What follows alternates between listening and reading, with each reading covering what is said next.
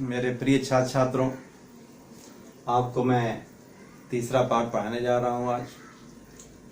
इसका शीर्षक है अच्छा पड़ोस। लेखक अरुण जी हैं। यह हास्य व्यंग निबंध है।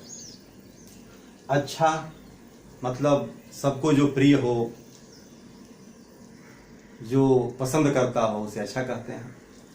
पड़ोस हमारे आसपास रहने वाले लोग। अच्छा पड़ोस शीर्षक में अरुण जी ने पड़ोसियों के द्वारा किए जाने वाले व्यवहार पर करारा व्यंग किया है।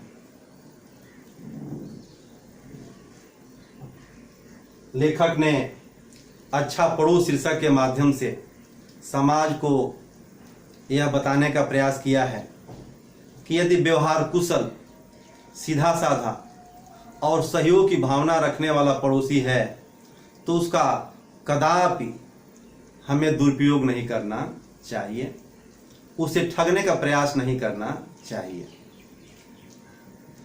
ऐसे व्यक्तित्व के लोग सज्जन होते हैं। सज्जनों के बारे में रहीम दास ने कहा है कि रहीमन आप ठगाइए और न ठगिए कोई, आप ठगे सुख होत है और ठगे दुख हो। इसी विचारधारा के पोषक के सज्जन लोग होते हैं।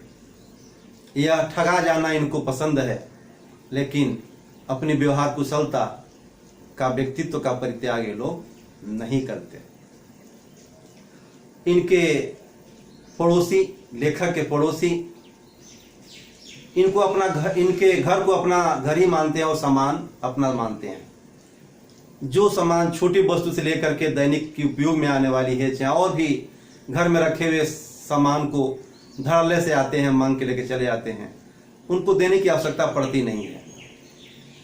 प्रयास करके लेखक प्रयास करते हैं तो प्रयास करते करते मिल जाता है।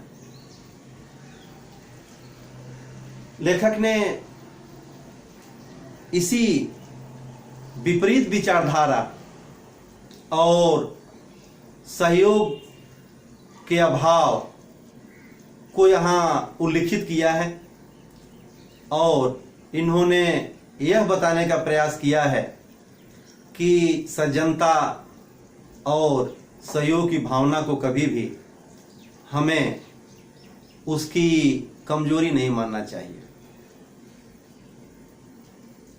इस पाठ का सारांश आपको मैं बताने जा रहा हूं। पाठ के सारांश में पड़ोसियों के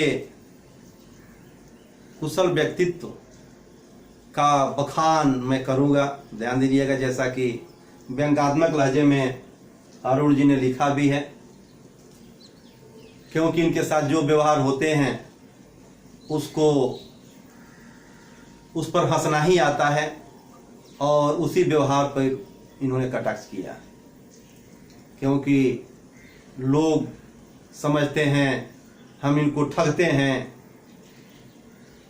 लेखक तो समझते ही हैं, या इनके जैसे अन्य होशियार या मृदु भाषी लोग तो ये समझते ही हैं कि हमारे साथ ठगी हो रही है, फिर भी अपनी व्यवहार कुशलता बनाए रखते हैं। वैसे अरुण जी जिस मोहल्ले में रहते हैं, बड़े ही पसंद मिजाज लोग रहते हैं वहां पर। इनकी एक दो लोगों के उदाहरण के साथ में आपको इनके कर्तृत्व को समझाऊं, कैसा व्यवहार कुशल लोग हैं। शर्मा जी हैं। शर्मा जी के यहाँ कोई अतिथि आया, मेहमान, कहे कि हमको चारपाई दे दीजिए। पत्नी अपने घर की टूटी चारपाई देने की बात कर रहे थी। लेखक को गुस्सा आया, अरे भाई नहीं, अच्छी, सबसे अच्छी चारपाई दे दो। कोई अतिथि आया है, मेहमान आया है, उसको अच्छे चारपाई चाहिए। सबसे अच्छी चारपाई उन्होंने दे दिया। मेहमान आए गए, 1 वर्ष 2 माह 4 दिन के बाद शर्मा जी ने अपने नौकर से वो चारपाई वापस अरुण जी के यहाँ भिजवा दिया। चारपाई की दिन दशा जानना चाहेंगे?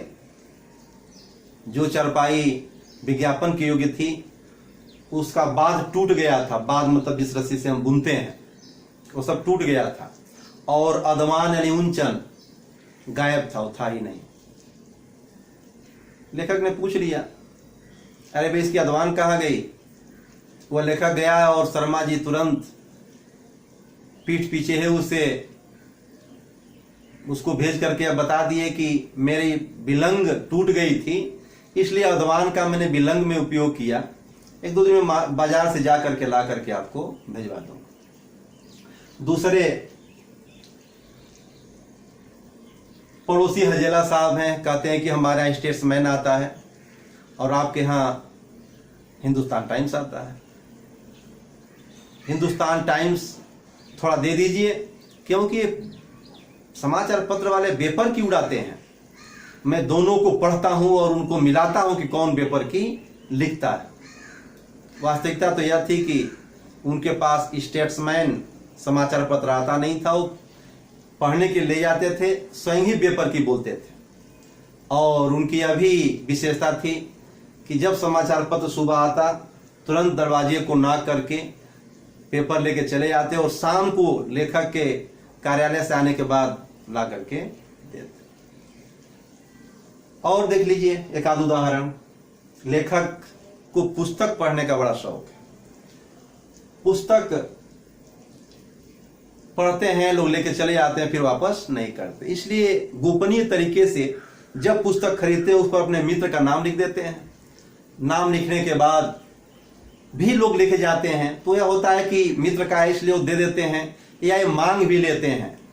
ऐसा करने से 80% पुस्तकें इनको प्राप्त हो जाती हैं। दूसरे बाबू रामकृष्ण जी हैं, पड़ोसी इनके वही बड़े अच्छे हैं। हर छोटी वस्तुओं को ले जाना तो आम बात है। एक दिन वह दैनिक उपयोग में लाने वाली वस्तु यानी बाल्टी देखिए, बाल्टी देख रहे हैं, यह बाल्टी सुबह दोपहर शाम सतत इसका उपयोग हमारे घर में है। इसको मांग के लेके चले गए, 1 सप्ताह नहीं दिए, 1 सप्ताह नहीं दिए। अब ये ढूंढ रहे थे कब आए। 1-2 बार गए मांगने तो पूजा कर रहे हैं, वो घर से बाहर है, ऐसा बहाना घर के लोगों द्वारा कर दिया जाता। एक दिन वह झरोखों से देख रहे थे, जब वो आए और साइकिल रख रहे थे अपने बरामदे में, दौड़े गए और उनको पकड़ लिए, कहे दीजिए भाई मेरी बाल्टी दे दीजिए, बड़ी आवश्यकता। परिवार के साथ गुस्सा हुए, बहानेबाजी हुई, अंततः बाल्टी ला करके लेखक को दे दी गई, इस उलाहने के साथ कि भाई जिस काम के लिए मैं लाया था वह काम हो तो नहीं पाया, लेकिन आए हैं तो लेके अपनी बाल्टी जाइए। भटनागर साहब हैं, एक दिन राज दिवाली का समय था, उसके पहले का राज पुताई वगैरह कर रहा था। भटनागर साहब आए और कहे कि हमारे बम्ब में, पानी के बम में कचरा फैल गया है, जाम हो गया है, थोड़ा सीढ़ी दे दीजिए। लेखक ने कहा सीढ़ी तो मैं अभी लाया हूँ और काम करने के लाया हूँ, राज को लगाया हूँ, आप शाम को ले लीजिए। अरे हमारे यहाँ मिस्त्री आया हुआ है और मिस्त्री रुकते थोड़े हैं शाम तक सीढ़ी के लिए। ऐसा कह के वो सीढ़ी ले गए और कहे कि राज से भिजवा दीजिए। राज भी गया, 3 घंटे तक राज भी वही था और सीढ़ी भी वही थी। राज क्यों नहीं आया? राज से सीढ़ी पकड़वाए थे कि कहीं और रपट न जाए। ऐसे ही समय में शर्मा जी है, शर्मा जी ने कहा कि अरुण जी मेरे यहाँ 1-2 छेद हो गया है, चूहा वगैरह बहुत परेशान कर रहे हैं, आप अगर सीढ़ी के साथ राज को भेज देते तो वो बंद कर देता। चले गए काम के बीच में ही लेकर के। थोड़ी देर के बाद शर्मा जी पुनः आए, उन्होंने कहा कि अरुण जी हमको थोड़ा सीमेंट दे दीजिए। सीमेंट अभी तो सामान्य रूप से मिल जाता है, मेरे प्रिय छात्रों ध्यान देना। अरुण जी के समय में सीमेंट ऐसे दुकानों पे नहीं मिलता था, उसके लिए परमिट बनवाना पड़ता था और परमिट बनवाने के बाद जितना बनता था उतना ही सीमेंट आपको प्राप्त होता था। लेखक 10 दिन खड़ा होकर के परमिट बनवा करके तब 2 बोरी सीमेंट लाए थे और वह कहे कि 1 तसली सीमेंट हमको दे दीजिए। ऐसे करके वह 1 बोरी ही सीमेंट लेके चले गए। बोले कि हमारे रिश्तेदार हैं परमिट विभाग में, आपको हम जल्दी ही ला के दे देंगे, जितना चाहेंगे दे देंगे। 2 दिन की मजदूरी राज की और 1 बोरी सीमेंट का मूल्य दे करके लेखक कह रहे हैं कि यदि मेरी कोई अच्छा कहे तो बड़ी उत्तम बात है। अर्थात इतना सब आंख बंद करके सद्भावना दर्शाना अगर हो तो पड़ोसी लोग तो हमें अच्छा ही कहेंगे ना। मेरे प्रिय छात्रों, यही अच्छे पड़ोस की परिभाषा को लेखक ने यहाँ बताया है और उस पर कटाक्ष किया है कि ऐसे पड़ोसी अगर मिल जाए तो जीवन बड़ा सुखमय और चैन से बीतेगा, कोई चिंता रहने वाली नहीं है। पड़ोसी अच्छा है, यह पड़ोसी अच्छा है, वह पड़ोसी अच्छा है, यह सुनकर के अरुण जी और उनकी पत्नी का गुस्सा 7वें आसमान पर हो जाता है। कहते हैं कि यदि बुद्धू और कमजोर पड़ोसी हो तो किसको अच्छा नहीं लगता। उन्होंने इस पर एक व्यंग भी कहा कि एक व्यक्ति ने कहा कि भाई माचिस है, और जब माचिस उसने दिया तो कहा कि माचिस रखे हैं तो सिगरेट भी वैसे रखे होंगे। बड़ा ही ज्वलंत चित्रण किया है समाज की स्वार्थ परक विशेषता पर। इसमें पूरे पाठ से लेखक ने जो भी बताया है उसे यह शिक्षा मिलती है कि सरल और सहयोग की भावना रखने वाले पड़ोसी का कभी भी दुरुपयोग नहीं करना चाहिए, नहीं तो वह सहयोग की भावना उसके अंदर से समाप्त हो जाती है। विशेष परिस्थिति में अगर हम वस्तु अपने पड़ोसी के यहाँ से लेते हैं तो उसे हमें कार्य होते ही वापस कर देना चाहिए। प्रयास करना चाहिए कि छोटी चाहे जिस प्रकार की वस्तुएं हैं मांगना ही न पड़े, ऐसा ही प्रयास रहे, इससे हमारे संबंध बने रहते हैं और हमारी व्यवहार कुशलता और सहयोग की भावना कायम रहती है। प्रयास करें यह भी कि आप के किन्हीं भी कारणों से पड़ोसी के सहयोग करने की प्रवृत्ति पर प्रहार न हो, इसका ध्यान रखें।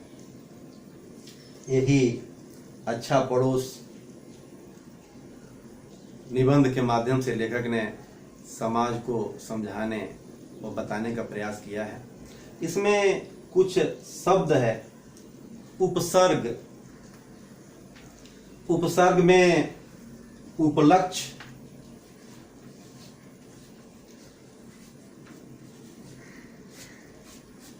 उपलक्ष्य है,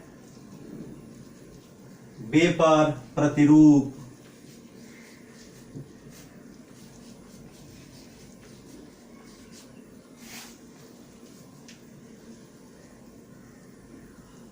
उपसर्ग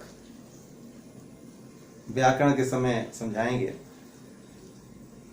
ये उपसर्ग जो शब्दों के प्रारंभ में जो शब्दांश आता है उसे उपसर्ग कहते हैं। यह उपलक्ष्य में उप उपसर्ग है, बेपर में बे उपसर्ग है और प्रतिरूप में प्रति उपसर्ग है। ऐसे ध्यान देंगे और इस पाठ की पुनरावृत्ति कर लेंगे। इसके व्याकरण भाग को दूसरी बार समझाने का प्रयास करें। धन्यवाद।